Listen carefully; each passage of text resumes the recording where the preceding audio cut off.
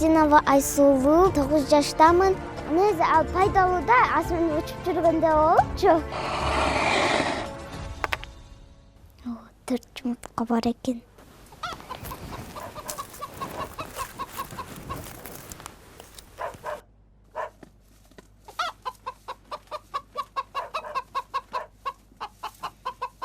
Мен Атыраны айылында, Аксуу районунда жашайм. Айылым коз, аябай кара суу жыргалаңдары бар. Суу жетишпейт да, кедейлер барып, эмеге барып, кудукка барып, сап келишет чакалап.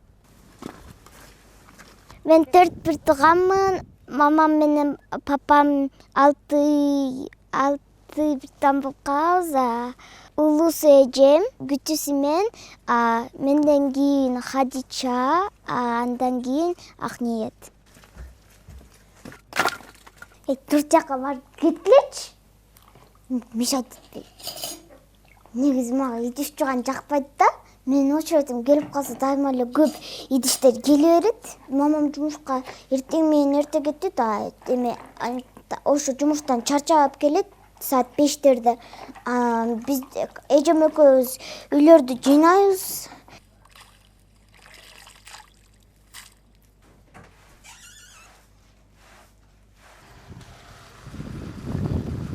Мен Мураткалиев атындагы орто мектебинде окуйм. Мен 3-А классымын. Начинаем наш урок математики. Мага русский язык менен математика жагат. Пропускай 3 клеточки. Айсулуу сулуу кыз, анан күчтүү кыз. Жинне тийсең өпкөзүп үзүп таштайт да эркектерденчи. Бирок деле жагат мага. Класстан хоккейге Айсулуу менен Айна барат. Алар менен биз сыймыктанабыз да. Ойноп, чакырып ойноп атсаң кез-кезине чыкпай калат. Ошого таарынып эле каласың да. Үйдү жууп атам деп коет, же бала карап атам деп коет. Ошолорго таарынып каласың да. Же бул алдып атабы деп. Мен бирок ишенем да буга. Китебиңердин 113 бетин ачсаңар, бизде Мамам мектепте иштейт, ал менин мамам, бирок мен анын окуучусу болом. Туура таптыңар, туура айтасыңар балдар. Сатылган 20 сомдо тартылган экен, Айсулуу, эмне болду? Сабаң бүттүбү? Сабаң бүтсө, үйгө барып тамагыңды ичип, чайыңды ичип алып, сабаңды оку да 6га чейин тренировкаңа бара бер. Макулбу? Биздин мектепте комуз, колемгек, сүрөт кружоктор бар. Бирок мага ал кружоктор такыр жакпайт. Мага хоккей жагат.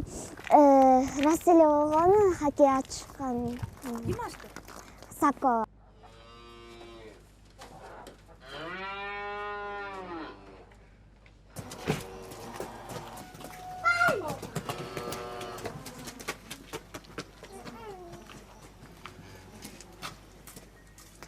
Мен силерге жакшы көргөн музамды айтып берейинби?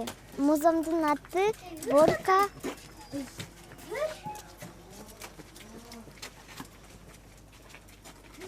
Көбүнчөсү ыйлардын атын Борка деп коюп коет. Жакында эле бир муза төрөлдү, бирок ал деген эле тентек болуп атат.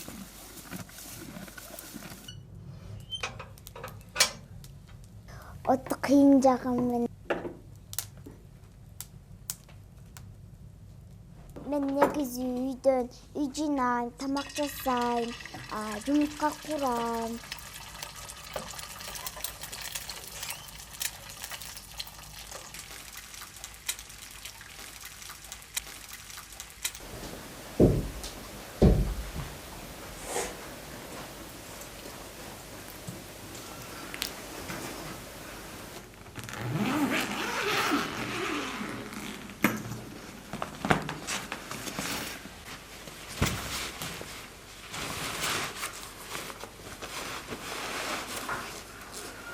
Шортик. Бул шитти кийебиз бутуздор оорутпаш үчүн.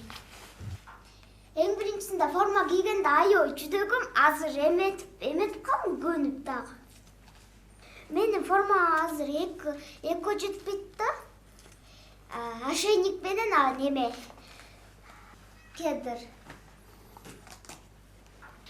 Чыканак колубузду оорутуп албаш үчүн. Бул болсо футболка үстүбүзгө кийип алгандай, шиттерибиз көрүнбөш үчүн. Бул каска бетибизге шайба тийбеген үчүн эметет. Жашышайт этет. Бул форманы раздевалкадан кийели десек, аяк муздак болот. Ошон үчүн биз үйүбүздөн эле кийинип келебиз. Саламатсызбы. Келдиңерби?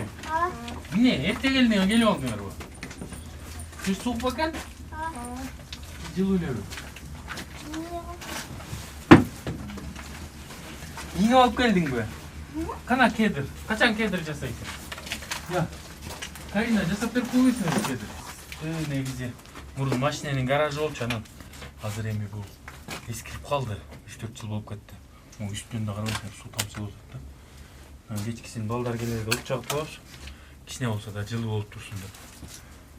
Могу форманын баарын Швейцариядан кимдер берген? Кыргызстандын кыргыз кыздар жиберген да. Ошол жакта Швейцарияда кыргыздардын диаспорасы бар экен. Мурун деген формабыз такыр жок болчу.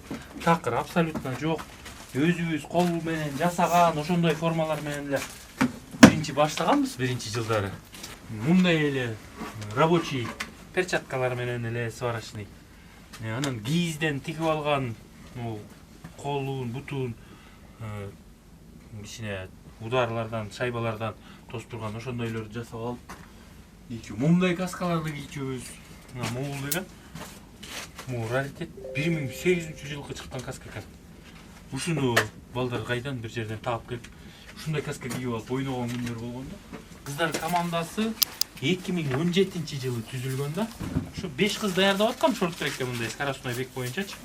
Бишкекке алып барсак деген.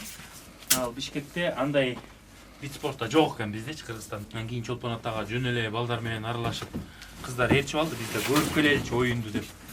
Анан апарганда биздин балдар чолпонаттагылыктардан өтө күчтүү болуп, анан оюнду жакшы алып барып аткандан бир периодда 5 кызды чыгарып ийдим, жөн эле ойноп көрсүн деп чыгарсам, ошондо эми гол киргизе алышкан жок, бирок голда өткөзгөн жок да өз жагыначы. Жакшы карманды, ошондо сразу эле түшүндүк, что кыздардан деле хоккеист чыгар экен деп. Менден биринчи Алёме Мухамбетовам экөөм катышкан, аларды кызып эжем катышкан. Эжемди кызыгып калып мен катышкам. Мен 6 жашымдан баштап азыр хоккейге кирип ойноп атам. Биринчисинде жыгылып аткам, азыр көрүп калдым.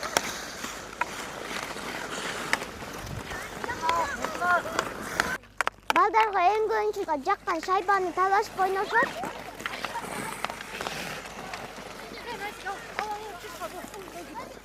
Мамам айтат, хоккейге барбай эле койчук, буту колуңду сындырып аласың деп айтат. Тренировканы өткөзгүм келет, барып берейинчи мама деп айтам. Анан суукка бышып калып оорубайсыз. Астыңардагы кандай нерсени кылып атат, ошону карап болдуңар. Туңарбы? Барыңар. Безим, направляющий.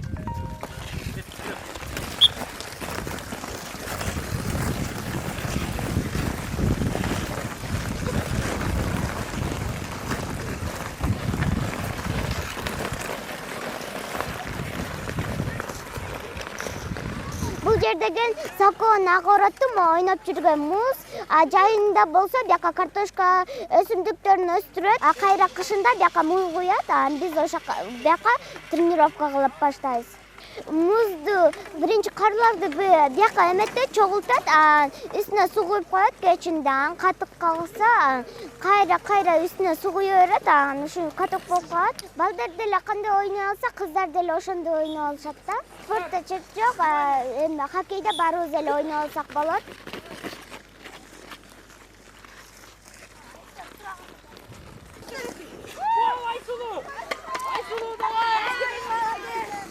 Баягыда мен жыгылып түшүп такыр барган эмесмин. Хоккей таштагым келген эмес, анткени мен хоккейди катышкым келет. Негизи ал пайдалуу да, асманда учуп жүргөндө болчу.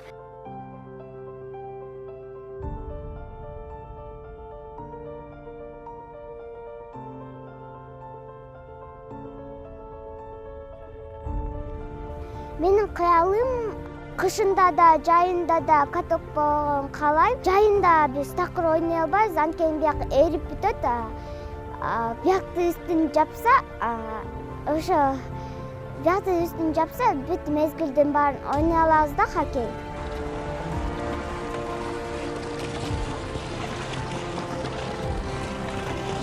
Мен максатыма жетип баштаганымда мамамдарды чет өлкөлөргө баргым келет.